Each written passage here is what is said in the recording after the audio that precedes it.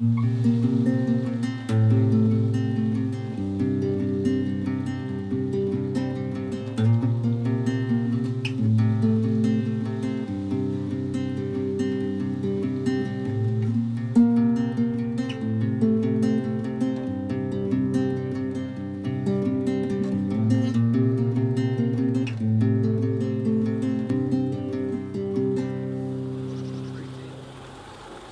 my name's Greg Moir and welcome to my Upper Redcroft Light Railway. Because I was passionate about having a railway in the garden, when I was looking to buy a house, the garden was the most important thing. The railway, I started building it as soon as I moved in. I kept on drawing ideas and plans and things, so I started February 2021 and it didn't take me that long. I was doing it on my own after my day job. I was driving buses at the time. And I would come back and I'd start mixing concrete and I would start with the hardcore, start with the bricks, stuff like that. I used to do about 4 meters a day, moving rocks, moving bricks, hardcore, cementing and blocks. And the way that I built my foundations is hardcore, soil, bricks, and then breeze blocks on the top. And breeze blocks are a little bit ugly, I must admit, but they're really practical. And I did it on quite a cheap basis because track arguably is quite expensive still. There wasn't that much money at the time, we had just moved in. So I used self-tapping 2.5-inch screws, aerated breeze blocks, and mostly it's fine. And although there's a bit of sagging and stuff like that in places, that's all part of life switch tapestry, isn't it?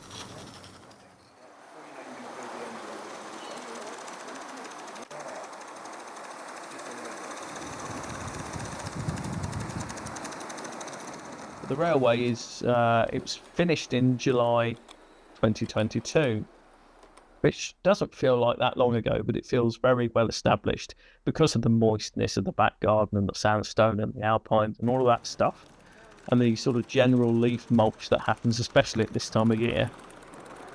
It's a very damp place and it's really bedded in, and it's, you wouldn't know it's 2.5 years old really. But I did get the MP to open my railway. That's my claim to fame. Helen Morgan, she opened my railway when she was new in office, and I dread to think what she thought, but she had a great time when she was here anyway. The railway is one continuous loop, and you can start from the outside, you become the inside loop, and then the inside loop comes back round on itself, becomes the outside loop. I have had a few modifications. I've made a triangle now where it was originally just a Y-shaped junction. There's now a triangle so you can come back on yourself.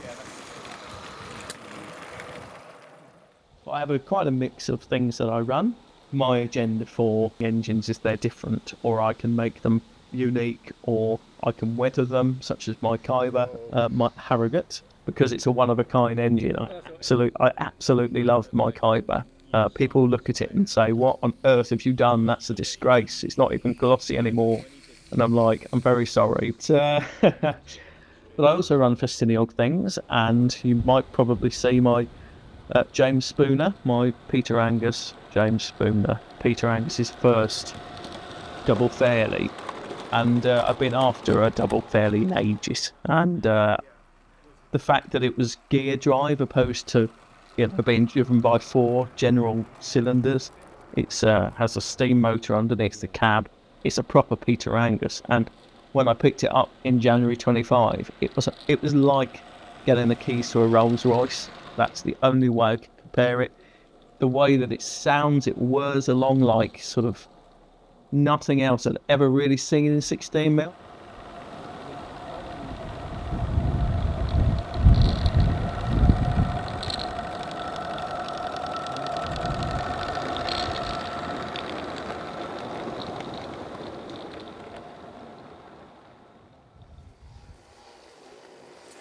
My favourite aspect of 16mm definitely is the innocence and the charm of running any train you want without judgment, whether it's a big locomotive such as a Garrett or a small locomotive such as an Acucraft Peckett. Everything has got its unique charm. So I love the thought of just having a little train running around the garden, and I do get those moments of serenity just watching perhaps a little metified Sergeant Murphy puffing around with two coaches. Of course, it's got a tail lamp on it, but I love the innocence that you can have with 16mm. In the last 5 years since moving to my house, I've landed in a bit of a hotspot of 16mm. Lucky enough to be befriending local die-hard 16mm. We meet at each other's houses. We have a bit of an unofficial group going on. We are heritage based. We just love metified engines or engines that are different, and we have a good time. And that's what 16mm to me is about.